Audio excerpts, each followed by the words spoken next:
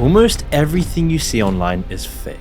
Most advice, inspiration, creativity, and even generosity is manufactured. More and more, everywhere you look on YouTube, whether it be the Shorts tab, pranks, motivational gurus, entertainers, and even animal charity efforts. And now you may be thinking, okay, but reality TV, celebrities, and social media has always been fake and vapid, and it might not seem that harmful. But with the rise of loneliness across the world, the destruction of communities, and the ever-present need for some sort of connection, people across the world are turning to YouTube as an influencers for parasocial relationships, as it's the only way more and more of us can ever feel connected to the outer world by being plugged into a fake virtual one. Which is really scary when you consider the effects this is having on society as a whole. Nowadays, everybody wants to be a star of their own on TikTok or YouTube, inspired by the creators they've developed a parasocial relationship with. People see how their favorite YouTubers live, who they're in relationships with, who their friends are, and their millions of fans then hold their own lives up to the same standard. But what happens when this entire bubble pops? This entire life and all the people you watch are just ripping you further away from authenticity and truth. What if almost all of your favorite YouTubers are completely fake?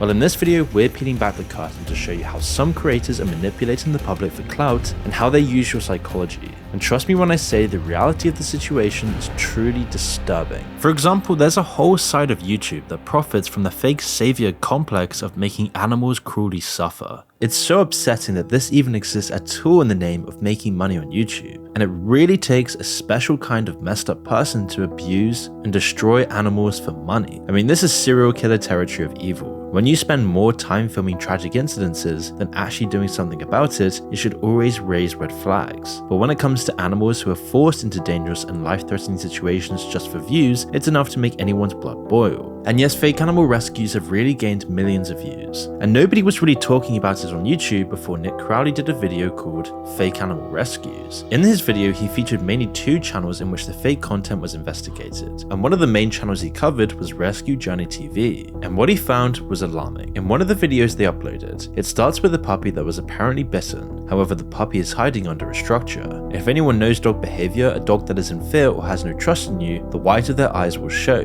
This is known as whale eyes. It's a common telltale sign of anxiety and stress. The kids in this video are trying to rescue it, but the bite mark on the puppy does not match up with what a bite mark would actually look like. And at the same time, the puppy is clearly showing whale eyes. The puppy is then taken to what most would assume to be a vet when the bite mark in the clip mysteriously vanishes. Now, the logical conclusion here is that the vet scene is shot before the incident and that the wound on the puppy is inflicted by the kids with an object like a knife. But then in another clip, a puppy is found caught up in a fishing net with a bunch of discarded chairs. However, in the scene, we see that the puppy is well hidden, and this entire shot is filmed from them finding the puppy to setting it free. However, the thumbnail of the clip is not found at all in the entire video, which made people wonder, was this video actually staged? And if so, what were they doing to this poor dog? I mean, the puppy couldn't have gotten to where it was found. It's almost impossible to have gotten to the situation by itself, as the chairs were firstly too high for the puppy to reach it to climb, and the entangled fishing line was also a bit extreme to say the least, and obviously completely unrealistic. But as the views started pouring in for these channels, more and more competitors of these videos started popping up all over YouTube, which led to another channel called Happy Dog, a huge fake rescue channel on YouTube, and this channel would take things to a whole other level. Now, the rescue suspiciously starts with a farmer doing yard work when he hears a kitten or a puppy and finds it caught up in fencing or a tree. However, if you continue watching videos on the channel, the same kitten or puppy is being used to rescue over and over again. But this isn't the worst part. One of their most viral clips was about a puppy that was being attacked by a snake. Again, they took their time in filming the first few seconds rather than actually saving the pup. Then once they come to the puppy's rescue, they also dangled the snake near the puppy as if it hadn't been traumatized enough. You see, before this, the channel didn't have any other snake attack clips. None of the videos featured this. But then once the snake attack clip with the puppy is uploaded and hits over 4 million views, everything changed. All of a sudden, 13 snake attacks in 2 months are uploaded. Snake attacks on kittens, puppies, and even rabbits are now being continuously uploaded. In some instances, the puppy is taken to a vet where it miraculously survives a king cobra bite. This is of course fake because the puppy would have died within minutes of being bit, even though the clip clearly shows a bite mark. So it's more than likely faked, and the vet scene is shot before the puppy is shoved into a space with a king cobra, where it probably more than likely died from a snake bite. There's so much of this stuff on YouTube that is honestly shocking. There's the torture of dogs almost drowning, trapped in asbestos, kittens found under rocks. The list never really ends here. A kitten was even, quote, found wedged between truck tires and then miraculously rescued. And as soon as the views and money starts pouring in from these videos, suddenly there's a bunch more clips with the exact same thing happening. New clips of tire wedge kittens appear on the channel again. It's really sickening to think how these kittens are forced between the tires and are left there until they're rescued. Again and again and again, all for the profit of the channel. And most of these fake videos are from Vietnam or Thailand, but they're filmed in English to make sure they can hit that good AdSense money. And recently there's now been a new trend on YouTube of freeing turtles from barnacles on their back. However, it was discovered by Dan the Turtle Man that these turtles were freshwater turtles and would never have had any barnacles on them in the first place. And it turns out the barnacles were actually glued on their backs, and that the problem is that the turtles have nerve endings in their shell and are incredibly sensitive to soft leathery shells. Some of the clips don't even show barnacles, but small rocks glued to them, only to be ripped off with sharp knives. This dude, he glued rocks to it! Giant barnacles? Are you serious, dude? These are literally rocks. I didn't watch this dude's channel yet. Look, that one's falling off because you just glued it. Look, you could see the super glue coming off. You could see the super glue on the side of the turtle. You could see that. That's not even super glue, that's hot glue. So you put burning hot glue, which is basically melted plastic, to the shell of the turtle, which can feel all of this. This is the worst offender I've seen. This channel, Rescue Sea Turtle. This dude sucks. And worse yet, they are putting these freshwater turtles in the sea, under the impression that they can fool us into thinking they are seawater turtles. It's an incredibly cruel thing to put freshwater turtles in the salt water. In fact, it's actually barbaric. And yet what's so scary is that most people in the comments of these videos don't even realize what's happening here, with even the ASMR crowd enjoying these videos as well, which is only worsening the trend and making more people incentivized to create these kinds of videos. And every single person of the millions of viewers watching this stuff is just adding to the problem and giving these people more money. And now of course there are genuine animal rescue programs and we should support these rescues, but with YouTube it's almost impossible to tell at this point what's real and what's not. Even some of the most mainstream celebrated and beloved YouTubers out there are faking their videos and personality for clout, raising a generation of kids and teens into loving a fake and authentic version of the world. So why is there such an issue with faking videos on YouTube?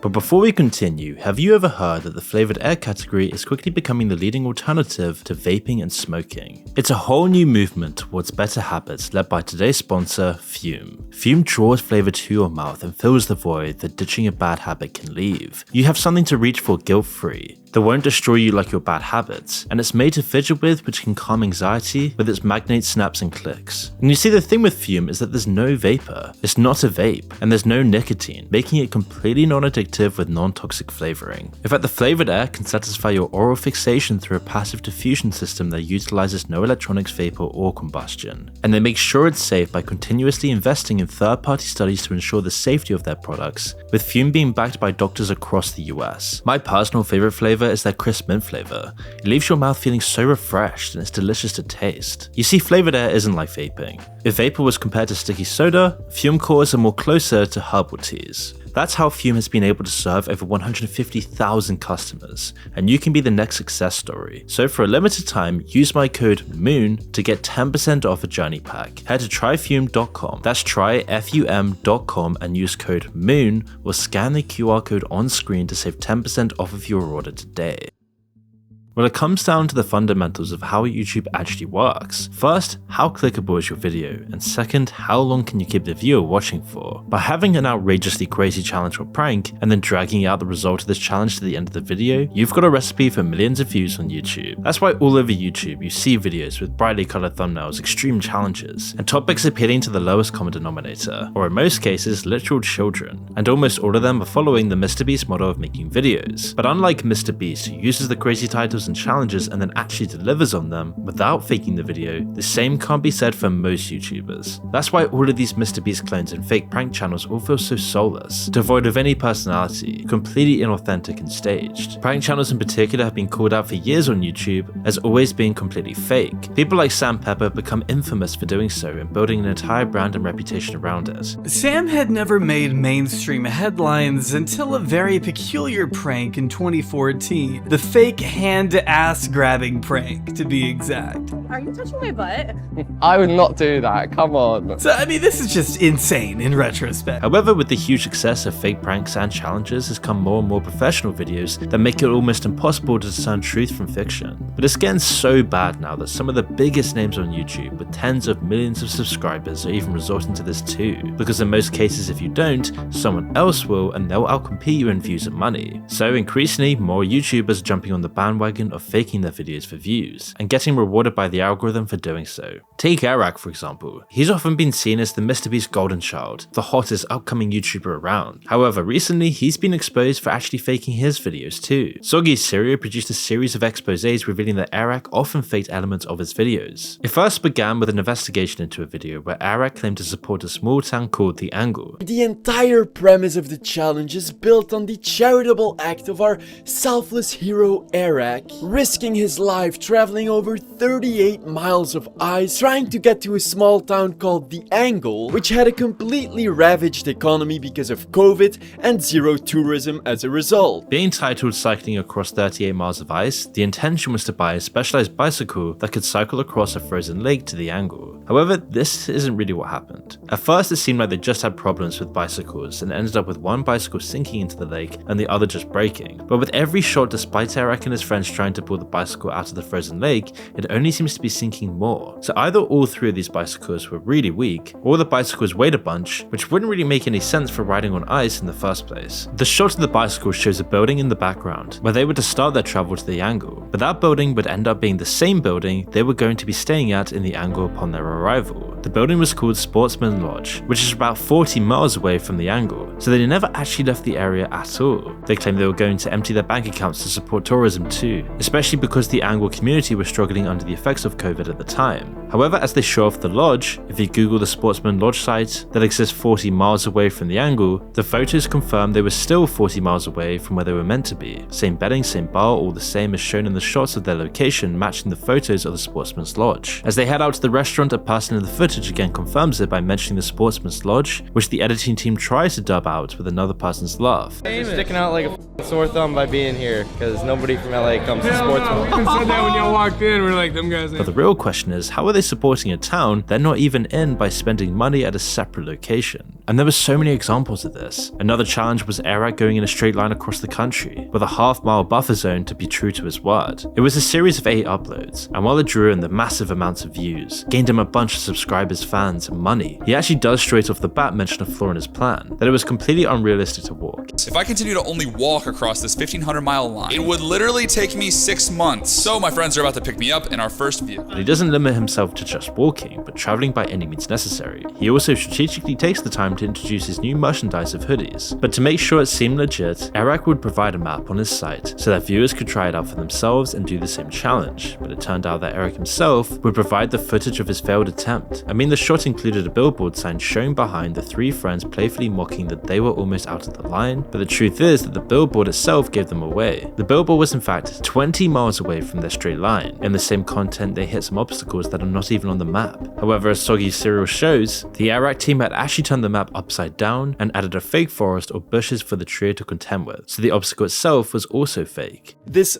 forest obstacle they talk about, well, it doesn't even exist. I couldn't find this area anywhere along that route, until I finally realized that his editors just turned this section on the map upside down and then photoshopped the forest on top of it. Which is funny because in a wide interview, one of Google's most searched questions was, does Airrack fake videos? Does Airrack fake videos? This question triggers me because of the lengths that we go to make sure that videos are not faked, unscripted, completely real. And even recently, Airrack took on a challenge to travel the world in 30 days, ending on the 31st of December in New York, and having to upload daily about his journey, or else MrBeast would delete his channel permanently. But of course, like almost all YouTubers, this was also completely hollow and fake. Airrack talks about a parade in Ireland, but as Soggy Cereal shows, the parade only happened in November, and the challenge supposedly started on the 1st of December. Well, this is the Dublin Services Parade, which happened on September 2nd. And in almost every upload, timestamps show that Airrack was not within the agreed time frame. In fact, if you collectively add the time it was done in, it was probably more like 120 days, with all of this content being filmed prior to the actual date of the challenge. And then he would promote his merchandise again, with a new logo, Mafia, that came with your own personal serial number, giving it a unique edge, making it a one-of-a-kind hoodie. However, the serial number was always 001, for everybody. And then it turned out this entire channel was fake. There's more footage of Airrack and his friends sneaking into a concert as fake DJs with wristbands on, implying they actually paid to be there and had no need to sneak in at all. And this is just so common on YouTube. So many YouTubers are doing this. That's why most of your favorite influencers oftentimes are just completely inauthentic and never real to who they actually are. But Airrack's fake videos are nothing in comparison to the fake guru proliferation that we're seeing everywhere on the YouTube Shorts algorithm. They've become such a phenomenon that we've made several videos on them, and still there's more and more stories coming out. As the fake gurus that have proliferated the YouTube algorithm and YouTube Shorts, these people who brag about their lifestyle, show off their fancy cars, show you all their materialistic dreams in front of you, baiting you in, or so that you can buy into their sleazy sales pitch, preying on an audience that is desperate to get rich quickly in a dying economy. Whether it's a Lamborghini in the garage or Rolexes in Dubai, the point is always to grab your attention. And once these fake gurus have your attention, they need you to be invested in their life story. They show you the world of what being rich is like. Women, crazy parties, ultimate freedom, and it always just seems so easy. And if you watch a lot of this YouTube content and you go down a self-improvement rabbit hole, eventually you'll stumble into one of these people, and maybe one of them will offer a free 2-day course that you can jump into, or even just subscribing to them and following their fake lifestyle. It's very easy to believe that this could be real, but from there, they'll say bold statements. Why would you save money when the government's printing money? Pitch you against other people, push up the American dream, all while making you feel special for following them. But little do you realize that this entire lifestyle that you're pitched is completely fake and hollow. Their entire business model is making you believe in the illusion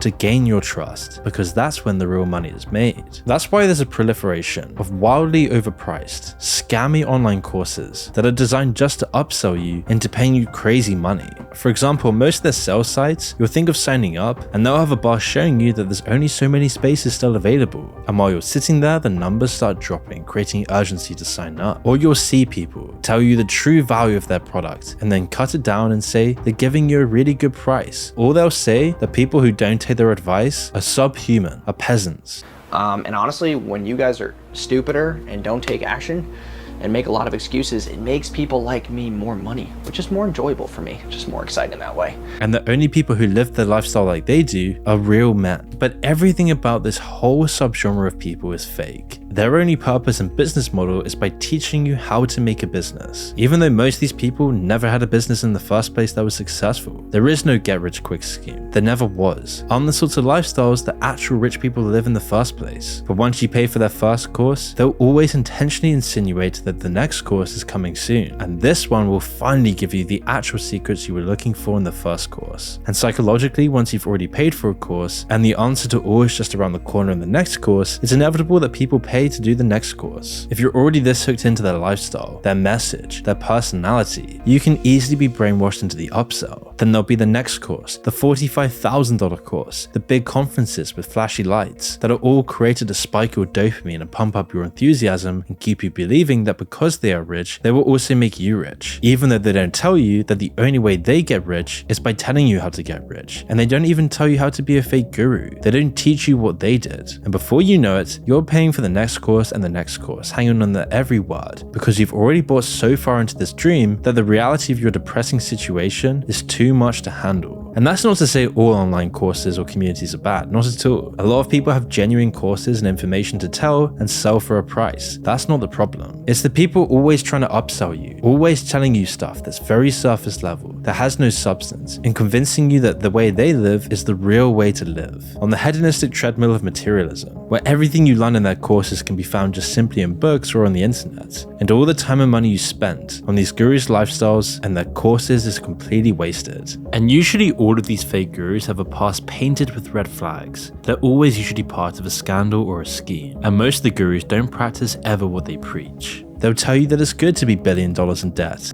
I'm $1 billion in debt. You're $1 billion in debt. That making $400K a year is pocket change. If I made 400 grand a year, I would be embarrassed with myself as a husband, a father, basically as a human being. And then if you don't have a Lamborghini in your 20s, you're falling dramatically behind. But the entire illusion is fake. And once you fall down this YouTube rabbit hole, eventually you'll soon come to the conclusion that all of your clicks and time is being wasted. But they're not the only ones trying to make a buck from faking content. You see, there's a whole genre on YouTube of restoring old items such as guns, Game Boys, and phones. And yet recently, this entire genre has been unveiled to be just another fake illusion for YouTube viewers. Well, it's partially fake. And what I mean by partially is that the item was intentionally rusted by chemicals to make the video. Most people don't care, it's just amusing to watch. But there is a valid reason that in some cases it could matter a great deal. But he's pulling millions of views. And those millions of views could translate to at least one person looking at an antique that they find at a shop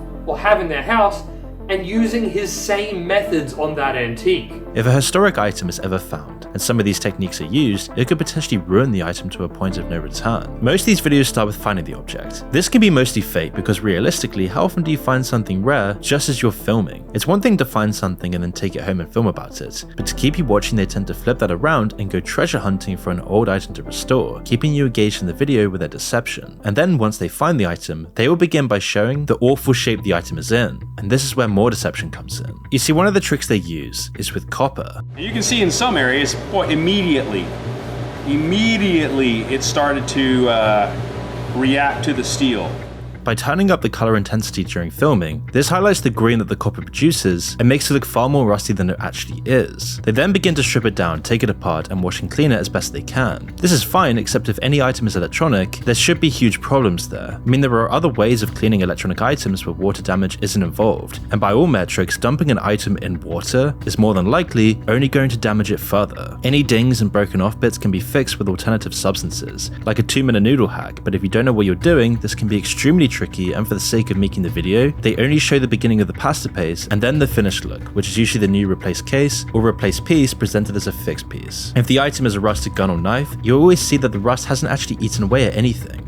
The thinnest area on the blade, if it's a really old knife, you'll see pitting and damage.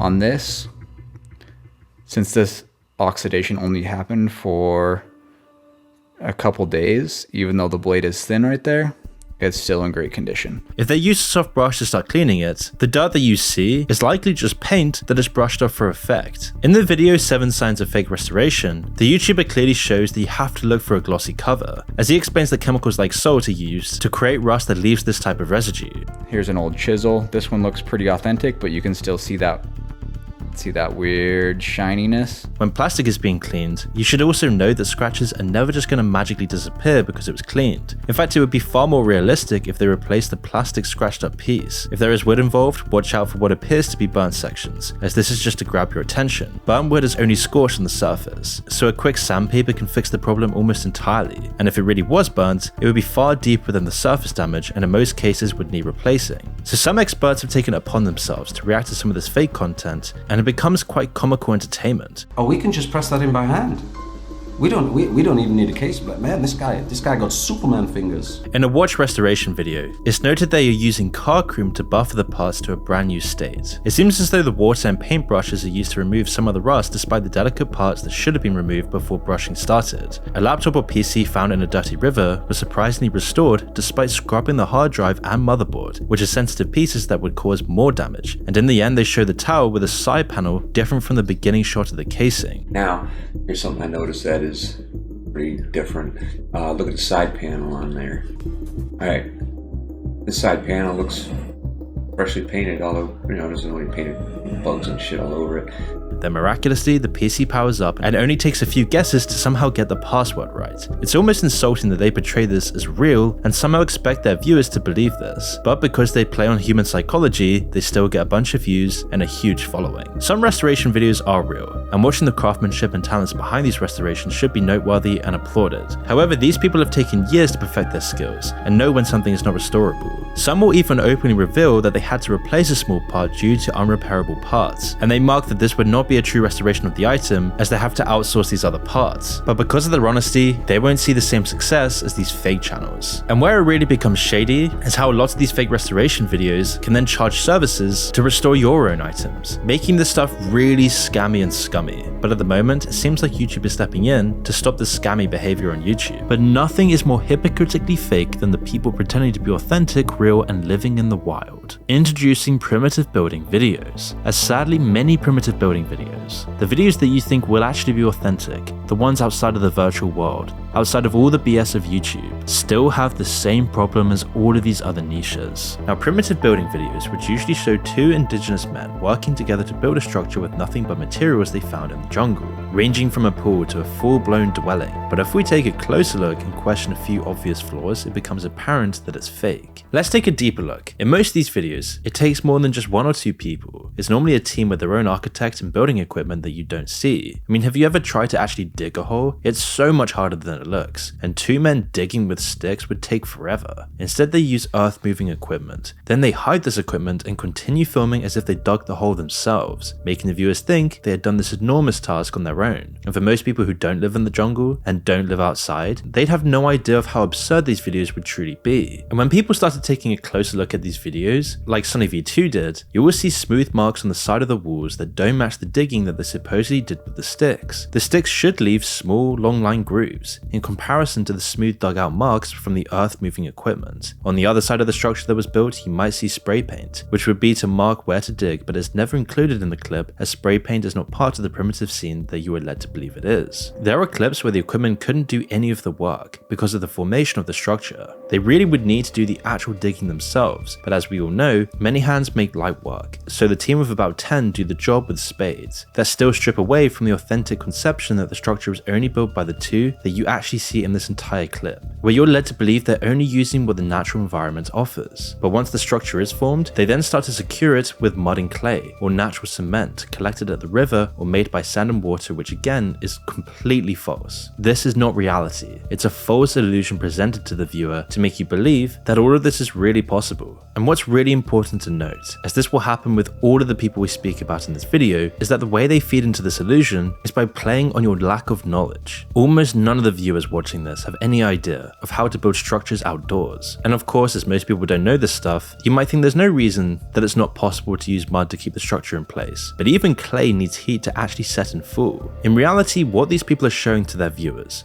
is not what is being done in reality. They're using cement on the actual structure, which is generally mixed with sand, so the coloring of the mixture keeps the facade going for longer. Not only that, but the structure itself has been orchestrated by the architect or engineer for the structure to last at least the length of the filming time. I mean, during the actual filming, if you keep a close eye, you'll pick up on some very obvious signs. For example, in the background, you might see the earth moving equipment in the corner of the shot, or one of the team members working in a white t-shirt. Generally speaking, most are too distracted by the men digging to notice these small flaws, and that's what they count on to keep the entertainment going and the illusion lasting longer. But looking from a logically natural view, if it is in an area that has many trees, where are the roots of these trees or the rocks and stones? They've obviously already removed and excavated it. The reason as silly as it might be is that it's too much work, as if it would be something you would do in one day. If you watch for more of an ASMR reason, it breaks the tranquility of the moment, and again the viewer loses interest, and people don't watch to the end of the video, and the algorithm doesn't recommend your video. So they cover up all the realities of making these kinds of videos to make you fall further into the illusion. All flaws and imperfections scrubbed out. When they put up bamboo poles, one should take note of the smooth cut at the ends, and then ask, how would this be possible if no proper tools were at hand? Even the bamboo poles used to guide water into the pools are smoothly cut, and the water itself is just another delusion. I mean, in a structure with a pool, if you really think about it, why the hell was the water actually blue? It doesn't really make any sense. Well, it's only blue due to editing or painting the structure blue, or even dyeing the water to appear blue. In some clips, you'll actually see them rigging up a structure as if they are redirecting water from a nearby stream to fill up their pool. Again, more lies. Most of these clips are shot nowhere near any kind of source of water, so the filming is just so misleading. In truth, they are pouring water into the bamboo pipes from bottles of water brought on site or from an on-site reservoir. They will even use the same footage of collecting water and cement or mud in another video, because most wouldn't check if it's the same shot. Some of the structures appear to be very Minecraft inspired, which works against the primitive genre that they go for, but it's also designed to capture the viewer's attention, playing on human psychology to keep up this illusion and rake in tens of millions of views. And once these false structures are actually built and the video is finally uploaded, then there's the mess that's left behind that we don't see. And if we did, nobody would be supporting this trend. One example is the Primitive Technologies Ideas channel, with about 5 million subscribers who do this kind of content, and the money they make from these clips comes at a very big agricultural cost. You see, most of the structures that are seen in the videos are done on private properties. A cameraman working on these videos confirmed most of the information, and also confirmed that the clips are filmed in places like Thailand, Cambodia, or Vietnam. But what is the outcome of this stuff? Well, it turns out that the sites are littered with cement bags and stagnant water. One property can be the site for many of the structures that we see, and are all then left in disarray after the video. Now, not all primitive videos are fake, and this is what makes it so hard to discern what is reality when you go online. For example, one particular channel, Primitive Technology, run by an Australian man, has been credited as the most authentic content of the genre. His name is John Plant, and his channel has over 10 million followers. His content is more silent footage of how he works in structures, and while he admits he uploaded the content with no narration out of laziness, it seems to have been a great decision, as the views have poured into his channel. But one of the key things here is that John doesn't skip out steps and keeps the content as authentic as possible. He clearly has a passion for it, and when the subject of fake primitive videos came up, he encouraged people to try it for themselves to get their answer. It was a short, sweet, and clever reply as it directs the solution back to the viewers, getting his audience outside and participating in his building activities, making them realize how possible this truly was. Whilst the deception found in these primitive building videos certainly skews perceptions and disappoints fans, there's not so much damage to the viewers as it's just really wasting time. It's scary to think that almost everything you see online, every video you watch, can just so easily be manufactured to create a false vision of reality, misleading millions and millions of people around the world into either feeling insufficient or believing in delusion. And thank you Fume for sponsoring the video.